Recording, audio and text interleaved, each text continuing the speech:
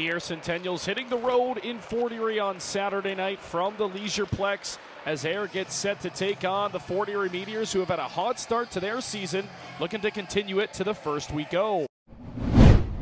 And it would be the Centennials getting on the board first on the road. Ryan McKellar lets a shot go from the point. It hits a defenseman of Fort Erie out front. It trickles by the goaltender. Sens get a lucky bounce. They take a 1-0 lead to the dressing room as we head into period 2. Just a minute into the second period, Austin Kelleher, a gift to his stick. He's in tight all alone. Kelleher tucks it in. Ayr take a 2-0 lead, and that would kickstart what would be an unreal period for the Ayr Centennials.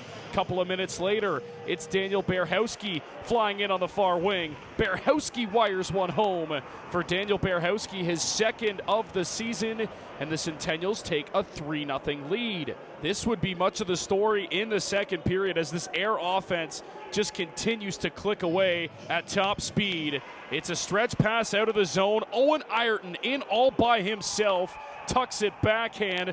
4-0 Centennials. 3 goals in the first 6 minutes of period number 2 as Ayrton has his second. They weren't done yet. Fort Erie now on a power play. It's a turnover out front of their own goal. Ethan Stover right there to bury it. Stover, the 4th goal of the second frame for Ayr. He makes it 5-0 Centennials, and they still weren't finished in the second frame. Late stages of period 2. Jack Weiser on the far side fires and scores. Weiser has his first of the campaign. Ayr leads 6-0 after 40 minutes of play as we head to the third. Fort Erie looking to get something going at the start of the third period, and a bright spot. Colton Radford going to tuck home his first of the season and his first in the GOJHL.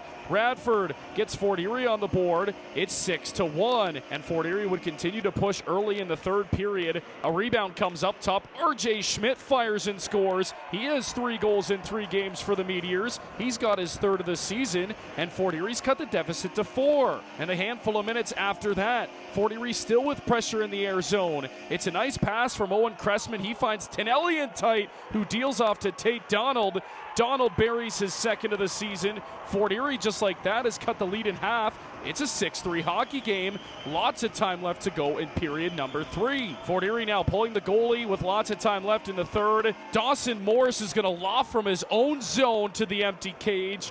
For Morris, that's his first in the GOJHL. His first as a Centennial. A special moment for 2. He puts the capper on it and makes it 7-3.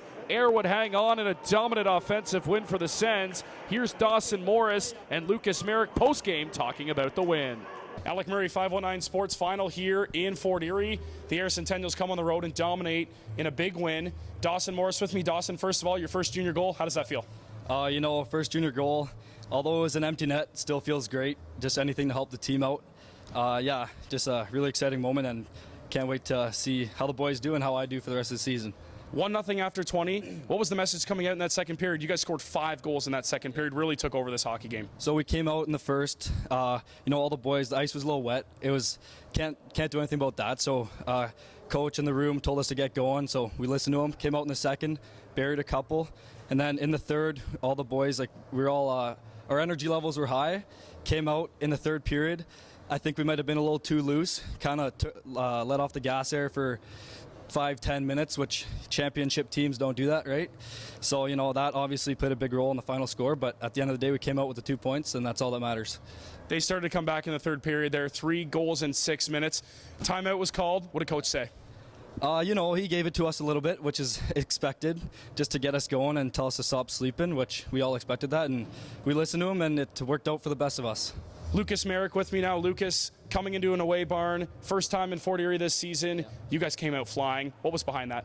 I don't know. We just had a good game plan, and we kind of stuck to it. It wasn't very complex, but get pucks deep, work hard, finish our checks, and the points will come, goals will come, and that's how we kind of rolled.